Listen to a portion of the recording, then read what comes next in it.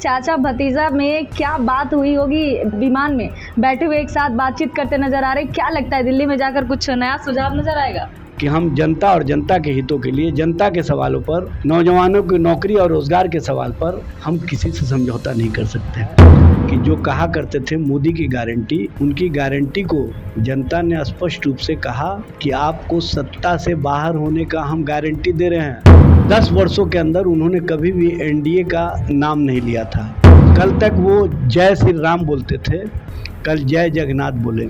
कि प्रधानमंत्री जी जो भाषा इस्तेमाल करते रहे हैं, उस भाषा को किसी भी दृष्टिकोण से उचित नहीं माना जा सकता। इसलिए जनता ने सबक सिखाते हुए स्पष्ट संदेश दिया। उत्तर प्रदेश बुलडोजर बाबा को जिस तरह से उत्तर प्रदेश की जनता ने नकार दिया, स्पष्ट संदेश दिया कि लोकतंत्र में जनता न्याय और न्यायिक प्रक्रिया पर विश्वास करती है। हम लोगों ने जो 24 जनवचन परिवर्तन पत्र जारी किया था, उसमें हमारा एजेंडा रहा है कि हम बिहार को विशेष राज्य का दर्जा इंडिया गठबंधन सरकार बनने के बाद देने का कार्य करेंगे।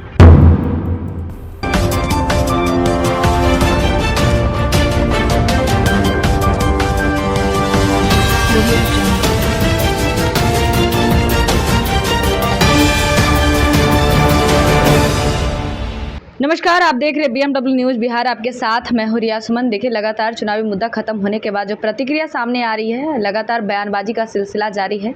केंद्र में सरकार किसकी बनेगी, इस बात को लेकर सभी लोग आपस में बातचीत कर रहे हैं। इसी बीच में आज एक बड़ी खबर है पटना से।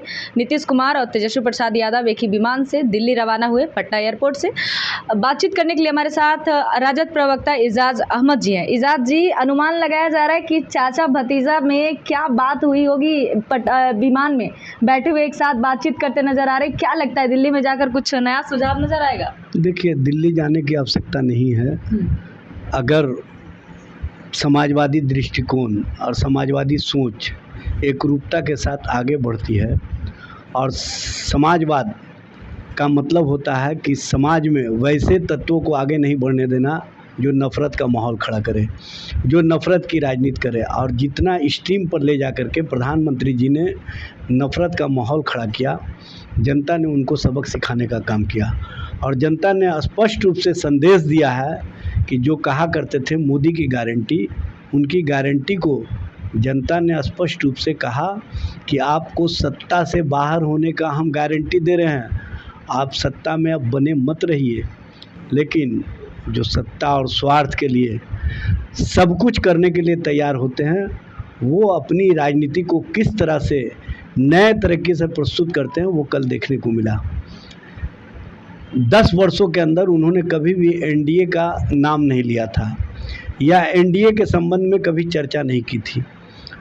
10 वर्षों के अंदर उनके कार्यालयों में जब भी जश्न मनाया जाता था, तो उनके नारे क्या होते थे सबने देखा। कल उन्होंने नारे को भी बदल दिया। कल तक वो जय श्री राम बोलते थे, कल जय जगन्नाथ बोले।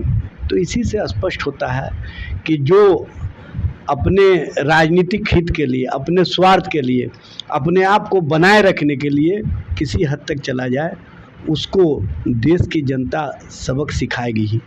और सबक उनको इस मामले में भी सिखाया कि जो कल तक कहा करते थे कि हम राम को लाए हैं और कहीं ना कहीं लोग उनको लाएंगे, तो लोगों ने अयोध्या में भारतीय जनता पार्टी को शिकस्त दे करके, चित्रकूट में शिकस्त दे करके स्पष्ट संदेश दे दिया कि प्रधानमंत्री जी आप जो भाषा इस्तेमाल करते रहे हैं, उस भाषा को धर्म और धार्मिक आधार पर भी किसी भी दृष्टिकोण से उचित नहीं माना जा सकता। इसलिए जनता ने सबक सिखाते हुए स्पष्ट संदेश दिया कि आपके बूते राम को लाने का नहीं है। राम तो सबके हैं, और सबके राम को आप कहीं ना कहीं अपने राजनीतिक हित के लिए इस्तेमाल करने वाला जो राम बताया, उसको जनता ने स्पष्ट संदेश दे करके बता दिया कि राम के प्रति आपका जो सोच रहा है, वो राम के मानने वाले, जो राम के प्रति आदर और सद्भाव का कहीं ना कहीं जो सम्मान रखते हैं, उनको ये बात पसंद नहीं आए, और वहाँ भारतीय जनता पार्टी को हरा करके स्पष्ट संदेश दे दिया। दूसरे इजाज़ जी, अभी एक सवाल है कि जिस तरीके से बीजेपी अयोध्या में भी हार गई, बिहार में भी 40 का नारा लग रहा था लेकिन 30 प्लस नहीं कर पाई, तो क्या लगता है कि अभी केंद्र में सरकार किसकी बननी चाहिए? क्योंकि तेजस्वी जी भी 4 सीट लेकर आए, चिराग जी भी 5 सीट लेकर आए, तो आपस में कहीं मतभेद तो नहीं हो? क्योंकि चिराग जी भी कहेंगे कि हमको भी जाना है केंद्र में, वो कहेंगे हमको भी जाना है केंद्र में, इधर नीतीश कुमार रुस जाएंगे, तो क्या लगता है कुछ बदलाव होगा क्या? देखिए, सबसे बड़ी बात यह है कि आप बिहार का संदर्भ का चर्चा कर रही है, लेकिन उत्तर प्रदेश बुलडोज़र बाबा को जिस तरह से उत्तर प्रदेश की जनता ने नकार दिया, स्पष्ट संदेश दिया कि लोकतंत्र में जनता न्याय और न्यायिक प्रक्रिया पर विश्वास करती है, और जिस तरह से वो बुलडोज़र के माध्यम से अपने विरोधियों को रौंदने का काम कर रहे थे, चाहे किसी धर्म के हों, चाहे किसी जाति के हों, चाहे किसी भी तरह के लोग हों, जो उनके विरोधी नज़र आए उनके घरों तक बुलडोज़र पहुंचाने का काम किए। और बुलडोज़र नीति को जनता ने स्पष्ट संदेश दे करके बता दिया कि हमको वैसी नीति नहीं चाहिए। और जहां तक आप बोल रही हैं बिहार के चुनाव के परिणाम के संदर्भ में, तो बिहार का चुनाव परिणाम स्पष्ट संकेत है कि देश के अंदर जो सत्ता परिवर्तन की ललक लोगों में दिखी और सत्ता परिवर्तन के प्रति जो लोगों ने मैंडेट दिया, जनादेश दिया, उसका प्रतिफल कल स्पष्ट रूप से सामने आया। लेकिन भारतीय जनता पार्टी के अंदर कहीं ना कहीं नरेंद्र मोदी के नेतृत्व के प्रति अविश्वास है, लेकिन 2-4 लोग जो आडंबर खड़ा करके उनको पुनः प्रधानमंत्री जो बनवाना चाहते हैं, हमको नहीं लगता है कि भारतीय जनता पार्टी के अंदर जो स्वाभिमानी हैं, जो कहीं ना कहीं पार्टी का जो राजनीति है उस दृष्टिगत उनको स्वीकार करेंगे, जिनको जनता ने अस्वीकार कर दिया है, जिनको जनता ने स्पष्ट संदेश दे दिया है कि आपके नेतृत्व पर देश की जनता का विश्वास नहीं है। अच्छा, लेकिन ये लास्ट सवाल रहेगा कि तेजस्वी प्रसाद यादव को क्या लगता है बिहार के सीएम बनाया जाएंगे, और केंद्र में क्या उप प्रधानमंत्री क्या उनको बनाया जाएगा नीतीश कुमार को? देखिए, तेजस्वी जी पूरी राजनीति को और पूरी राजनीति के व्यवस्था को एक नए तरीके से कहीं ना कहीं ले जाने का काम किया, और उन्होंने स्पष्ट रूप से बताया कि हम जनता और जनता के हितों के लिए, जनता के सवालों पर,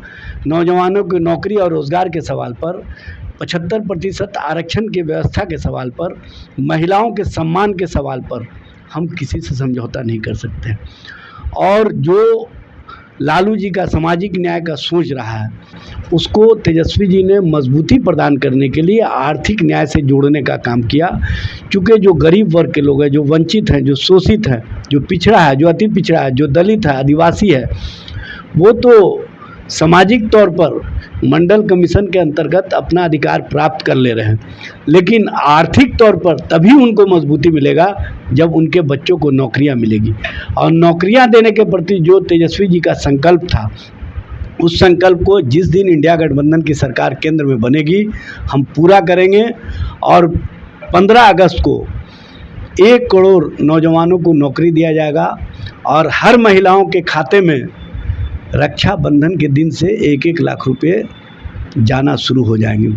ये हमारा स्पष्ट संदेश है, और हम सत्ता के लिए या स्वार्थ के लिए राजनीति नहीं करते, हम विचारों के साथ और देश के हित में राजनीति को आगे बढ़ाते हैं। और देश की जनता की जो मांग है, उस स्थिति और परिस्थिति को सभी लोगों को समझना चाहिए। तेजस्वी यादव कह रहे थे आज कि विशेष राज्य का दर्जा देना चाहिए सरकार, भले ही किसी का हो, तो क्या सरकार में जब तेजस्वी यादव आएंगे तो विशेष राज्य का दर्जा? देखिए, ये तो हमारे 24 जनवचन में शामिल है। हम लोगों ने जो 24 जनवचन परिवर्तन पत्र जारी किया था, उसमें हमारा एजेंडा रहा है कि हम बिहार को विशेष राज्य का दर्जा इंडिया गठबंधन सरकार बनने के बाद देने का कार्य करेंगे। अब तो भारतीय जनता पार्टी के द्वारा जिस तरह का आडंबर खड़ा किया जा रहा है, उस पर सवाल खड़ा होता है कि जब प्रधानमंत्री को मैंडेट नहीं है तो नरेंद्र मोदी को प्रधानमंत्री बनाने के लिए वो आतुर क्यों है? तो देखिए, ये थे हमारे साथ इजाज़ अहमद, जो साफ तरीके से इन्होंने अपने सवाल का जवाब दिया और कहा कि जिस तरीके से लगातार केंद्र सरकार ने जिस तरीके से बिहार को दोष किया है, यानी कि लगातार जो बयान आ रहा है कि तीसरी बार केंद्र में सरकार भारतीय जनता पार्टी, लेकिन इस बार ये सोचने वाली बात हो गई कि आज जो चीज़ें सामने आ रही है इसको देखते हुए स्पष्ट अभी तक नहीं हो पा रहा है कि आखिर केंद्र में सरकार किसकी होगी और बिहार में अगला मुख्यमंत्री के रूप में कौन होगा। चुनावी दौर तो खत्म हो चुकी है, लेकिन जो बयानबाजी का सिलसिला है वो अभी भी जारी है। फिलहाल तमाम खबरों के साथ बने रहे। नमस्कार। तमसो मां ज्योतिर्गमय गुरुकुल शिक्षा मंदिर संस्थान के साथ बनाए अपना भविष्य। रेगुलर और प्रोफेशनल कोर्सेज, सेकेंडरी और senior secondary courses, law, teachers training courses, pharmacy and nursing के साथ पैरामेडिकल में डायरेक्ट एडमिशन पाए। वेबसाइट विजिट करें या दिए गए नंबर पर कॉल करें। हमारा पता है गुरुकुल शिक्षा मंदिर संस्थान, कल्याण चौक, DS कॉलेज रोड, कटिहार। हमारा वीडियो अगर आपको अच्छा लगा हो तो आप हमारे वीडियो को शेयर करें, लाइक करें, हमारे चैनल को सब्सक्राइब जरूर करें। धन्यवाद।